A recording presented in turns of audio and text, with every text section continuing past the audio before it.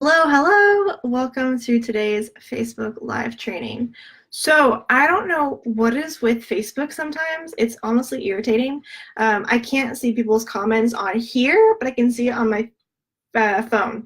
So, what I'm going to do is actually, so I'll see all your comments I can see on here for some reason, but not there. So, whenever you comment, I'm going to look down so I can actually see what you're saying. And let's see how we're going to do this. I don't know why it is with Facebook. Actually, I do know why. They always test out new things. But today's training, I am going to get very passionate, which is why I had the fire symbol up there. This is something that hey Nicole, hey Tiffany. This is something that I feel super passionate about. Hey Erin, when it comes to being an entrepreneur, when it comes to actually just like being online, because I don't know if you've noticed, the online space is flooded with information, and the idea of shiny object syndrome is everywhere. And I want to say, for those who experience that, like, in case you don't know what that might mean, because I know it's somewhat of a new term, it's basically where shiny object syndrome is kind of a feeling of when you see a new training, a new course, a new coach, or whatever the new thing is, and you think it's your savior, and you're like, okay, I'm going to sacrifice some time and money to get it, and honestly, you're left with more information and less implementation. And if you heard that and like, that's me, put it down in the comments, say like, this is me, or a hand, whatever you want to do, because I really believe, and this is something that I ingrain into my clients and I'm trying to really make a movement around, is we don't need more. We don't need more information or whatever that might be. A lot of you in here, you're hustlers, you're making it work, you're doing all the things you can do. So instead of trying to get everything, it'd be better to say, hey, let's see what actually is working here. Because honestly, you've probably felt it before. You've probably felt the effects of what shiny object syndrome can create for you, which is you feel anxiety, you feel stress, your wallet's depleted a lot, and you have so many courses, you have so many books. Like, I can look around me and I have like 20 books around here. There's so many things, but you haven't implemented all of them. You haven't taken the time, or if you have, you didn't get the result that you wanted to. So you look for the next training, the next webinar, the next thing. And I'm going to tell you, in one of these 4 ways, sneak peek, there is no secret sauce. There is nothing out there that you can actually buy right now outside of like actually getting like a one-to-one person to help you create a strategy or something for you that can give you it all, because a majority of courses and books are generalized. They are. So whenever you do the shiny object syndrome comes into play, you're like, oh, that book though, oh, that webinar, it's not going to help you as much as having someone there for you. So I want to get that out of the way. I get very passionate about shiny object syndrome because I've been there. I'm not kidding, guys. I spent $30,000 on courses and coaches last year. 30,000. And because of that, one of the biggest lessons I learned, right, is I feel like it's one of those things that people don't speak about often, but we need to.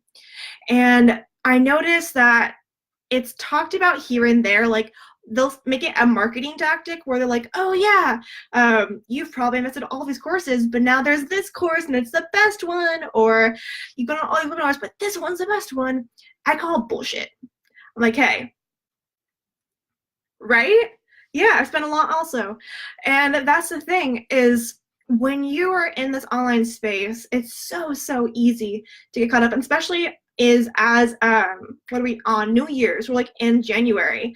I want to hear, have you guys done your goals for this year? Are you doing New Year's resolutions? Let me know in the comments below, because I'm really curious to see, 1, if you did that, and 2, how that's been going for you for the last couple of weeks, because I have my own theories about that. But shiny object syndrome is something that, with not checked and without being able to actually do some workaround, it's going to just make your life a lot harder. You're going to get more anxiety. And for us online, I think we already get so much of that, whether we notice it or not. So I'm here to help you guys end it. So who's excited? Because I'm super stoked to finally help you guys with this. I'm sorry if I get passionate, but I'm just so freaking tired of all of us getting sucked into more webinars, more coaches, more clients, more books, more. That's not what we need. We need help with implementation. So the first thing when it comes to how to stop this little area, we got to find the root of the problem.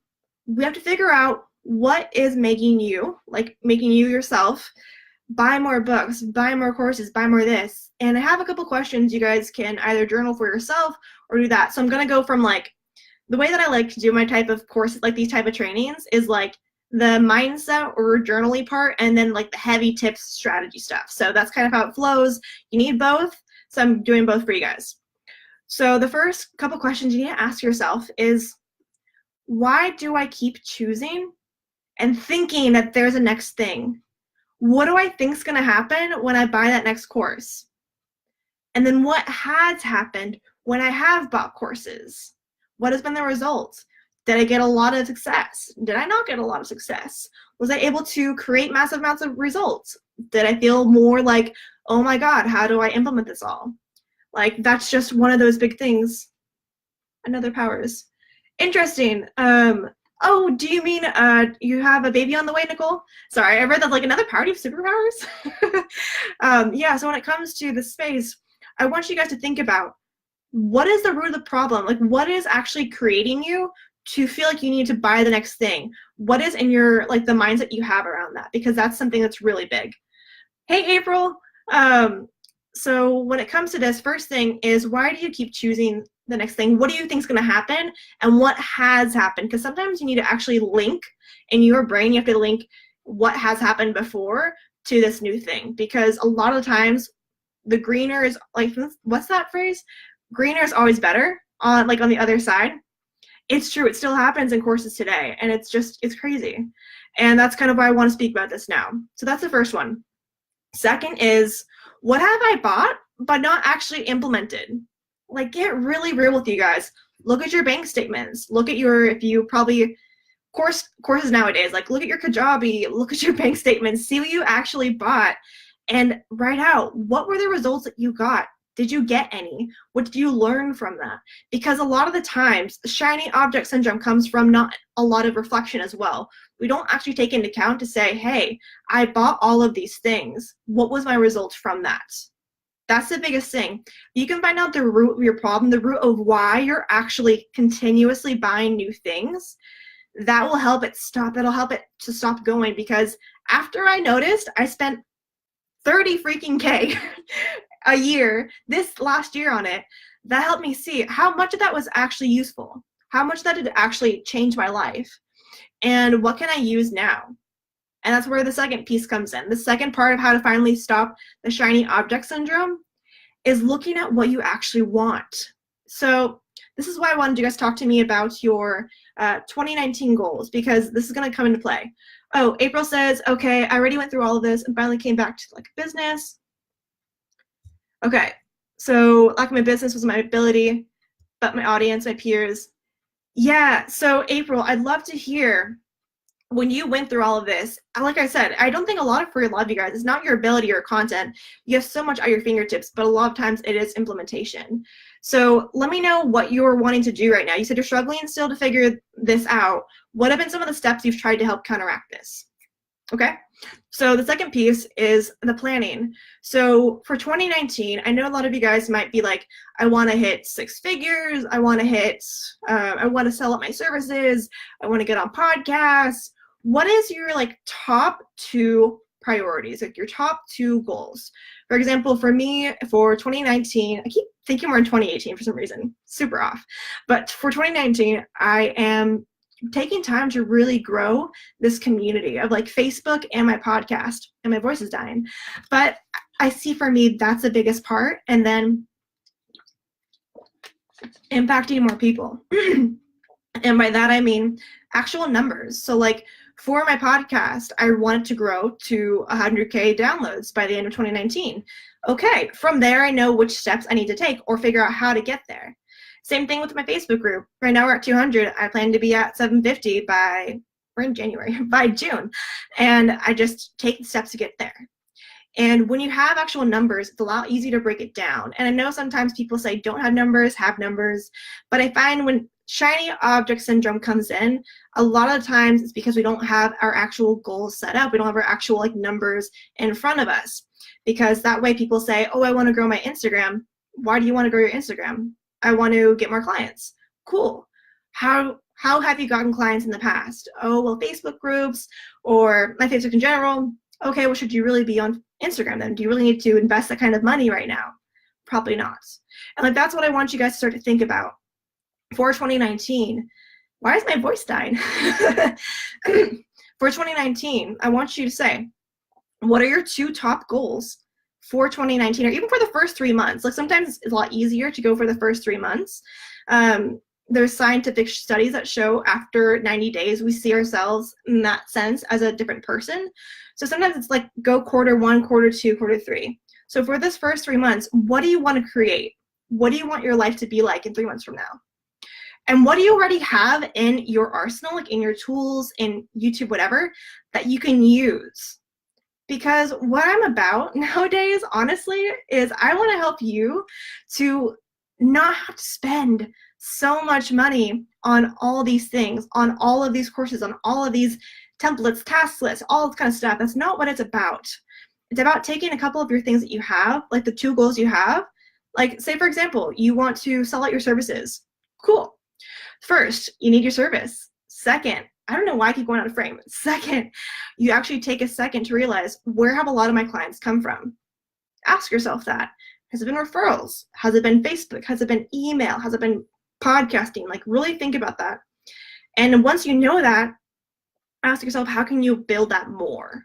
How can you just add that more versus trying to add in so many different places? Because that's what happened to me, especially as a marketer. I know a crap ton of strategies to help you out and even help myself out. And that can be a problem in itself. And that's why I say you really need to have your 2 goals for the next 90 days. Think about what actual tasks you need to get there and what tools you already have in your belt that you can do or that you can use for that. And if you don't have them, that's when it's okay, I think, to actually look outward. But for the most of you, you probably already know for your Instagram, you probably need to show up every day. I can actually post something that's good. You probably already know that you need to use hashtags. You might not know the actual like how to of that, but you know the basics and you know how to get there from that. And that's why I believe that you don't really need all of this stuff. For the most part, you can find a lot of it, whether you get a coach, strategist, whatever. I'm trying to help people to shift out of this movement so your wallet and your sanity stays intact. So let me know, what are your 2 goals for this next 90 days? Let me know in the comments below. Oh, April, I don't know why this never shows me on my, here, okay. April, 1, I've tried to friend consumers through companies and stores who have a lot of my ideal client. 2, I've tried to connect with a group who's also come through my clients. 3, I've friended, hired, none of these have been really efficient. I still tend to get mostly my peers, which is good, but I'm not teaching my peers mostly around. Yeah, so April, remind me again what you do, because that'll help me give you a little bit better of a structure of like how to help you. I know you're in like the service-based part, but I can't remember exactly what you do and who is your ideal client. Okay, so the first one again was getting to the root of the problem. Really take time. Get out a handy-dandy journal, get out a pen, set a timer for 10 minutes and write out, what have you invested in for the last year? What have you not used? What can you use? Second part, planning. What is going to be your 90-day goals? Your 2 top ones. Like, I don't care if you want to become the next guru on Instagram. If it's not in your top 2 goals for the next 90 days, move it to 3 months from now. Your Instagram will survive for probably 3 months. I'm just guesstimating, but it probably will. And that's where I come to the third one. I'm going to get to clapping. Whenever I get clapping, that means I'm really passionate and it's probably the truth. So this third one is stop thinking the next thing is the secret sauce. Stop thinking the next webinar, the next course is the right thing. Because I can tell you, fun fact, fun story. I was in a group coaching program. Actually, I was in a one-to-one coaching program. And because I was with this one-to-one coach, I had access to all of her programs. So all the ones that she was doing active, all the ones that were in her past, I was able to get. And I noticed, because I was with her for a while, she did 2 programs back to back and had completely different marketing, but they had the same exact content. Same exact content. And that's when you don't realize that a lot of the time, people are just really good marketers. There are people who are the real deal, but so many I've been burned from. Not so many, I don't want to say that. Like 2 or 3 people I've been burned from because they were good marketers, and like I thought I had a connection with them, and then realized they knew like down here level versus all the way up there. So that's why I say it really comes down to the person who you're talking to. Have they actually shown the results that you want? Are they in the same sphere as you? Are they a service-based business owner as well? Are they a woman as well? Like whatever that is for you, I want you to think about, really, are these people, the next thing that you want, is that actually going to serve you? Because I can tell you, because I was exactly like you guys, where even 2 months ago, I took Jenna Kutcher's Instagram course earlier in 2018. Love her. Fantastic person. Met her in March. She's great. And even after taking her whole course a month ago, I was like, oh, I wonder about this girl, this other girl. She has an Instagram course. Maybe I should take that one. Maybe there's more that I need to learn.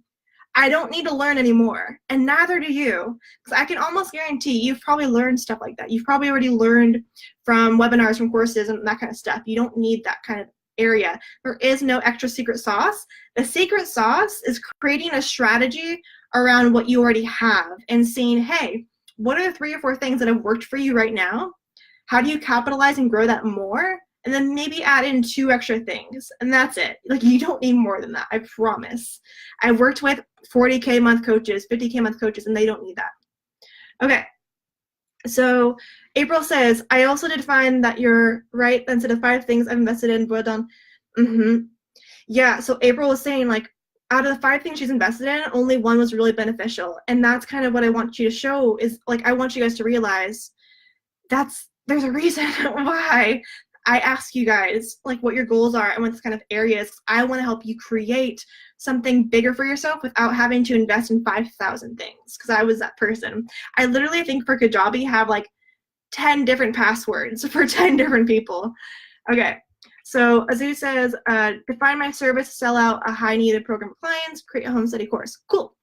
Okay, so a lot of this first will come down to taking time to think who is your ideal clients, creating the offer, and from the offer, ask yourself, where have you seen a lot of clients at? Because I don't know too much about your clients. If you want to let me know more below. But for high needed programs, I've seen people, I've even bought courses that were from coaches or high need services that were 5K and over inside of a Facebook group. Or even I did one where it was off of listening to one podcast episode. It was a damn good episode. And I want you to realize, for you guys, you don't have to be everywhere. Like this guy who I did my group coaching with recently, he's been on 3 podcasts, 1 episode each, didn't even have an Instagram, and he was still really good at that certain field. And I bought from him at that point. Like we did the call, it was a really good call, and we went from there. You don't have to be everywhere. I promise you. If you can really capitalize on the 1 or 2 places that you want to be and that you feel like is your place, you'll grow so much faster. April, you're an empowerment coach. I also accidentally do very well working with couples because I empower people. Okay, so do you not want to work with couples, or do you just want to work with single people? Because, I mean, not singles, but individuals. Either way, that's fine. Empowerment coaches, I could see you working really well when it comes to entrepreneurs, especially since like so much of us, even I think Brittany, who posted in here earlier, talking about how she feels kind of sleazy with selling, and that can come from usually some confidence or self-worth stuff. So I want you to think about, for your clients, like, first, who are they? Not in like a demographic. Demographics don't mean crap nowadays. Really what I want you to think about is who would light you up most to work with? Where are they at right now, and where can they be after they work with you? Like actual tangible stuff, because that'll be able for you to start speaking to them more and more. Secret sauce is usually, yes, April, yeah. Secret sauce is usually just doing it. Says, I realize the very same. Some well-known coaches are mostly brilliant marketers, but yeah, you feel it. I actually had someone who came to me a very well-known coach she worked with, and she basically lost out 3K because the girl who she did coaching from, she just like would show up and be like, oh, you need to journal more on this. I'm like, journaling's great, but if you want like marketing strategies, like how to grow your business, it's not going to help you super well. It's going to help you, but not like crazy well. Okay, so the third one is going to be a digital detox. I think you guys have heard of this, but I do it differently. So the way that I do it differently is when I come to this social media space, as entrepreneurs and online entrepreneurs, we have to be on here. We do. But the thing we are able to control is who we follow and why we follow them and where. So one of the easiest things for you to start doing now, because I would almost assume that most of you have Facebook on your mobile phone and your desktop. Something that I found really interesting is to use the Facebook Newsfeed Eradicator Chrome extension if you use Safari Chrome. My gosh, my bra strap. And start using that, because I know shiny object syndrome comes a lot from seeing everyone else's stuff, especially seeing people in your own industry. And one of the easiest ways is to start to unfollow people who trigger you to feeling like I need this next thing, or who trigger you to think I want this. Like, honestly, I could almost swear, hiccups, I could almost swear that most of this stuff that you have in your space, you don't need to follow 1,000+ people who are all photographers, who are all coaches, if you're a coach as well, because it's going to muddy up your ideas. It's going to make it harder for you. You're going to get triggered by comparison, and then you're going to wonder, oh, well, their program is probably really good. I should take that.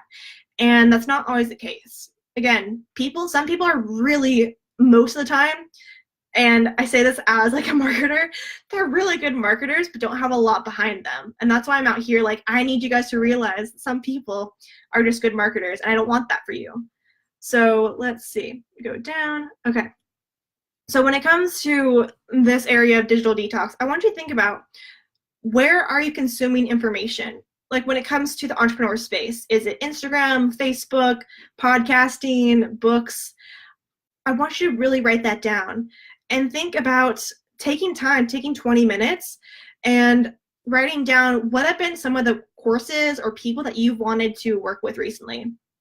And what I might actually have you do, if you don't feel comfortable like unfollowing them, that's fine. You can actually, on Instagram at least, you can mute them. Actually, I think you can on Facebook. Mute those people. That way you don't see their stuff unless you actively go search for them. This is really, really important, guys, because I can tell you, like, this is what you need for your planning. This is what you need for your strategy. But if you're still following the same people who keep triggering you to want a new course and want a new thing, you're going to get stuck in it. It's just inevitable. So think about who's actually in your space that you're following that's bringing this up for you. I know sometimes even Facebook groups can feel that way. Set aside some boundaries. Like, I think one of the biggest things I've noticed for 2019 is like boundary setting for yourself. So take time to think about how you can. I've actually unfollowed people and also taken them off my podcast, not because they're not good, but it's because it was clouding up how I was creating content, and it was also clouding up how I felt about myself. And that's when you have to really think about, is it worth keeping them as a follower or following them if it's triggering you? So I currently don't get potential clients who can pay me. I'm 5K for 3 months, but my ideas. Okay, so April, one of the biggest things when it comes to like high ticket services is, I don't know why I'm going straight into strategy.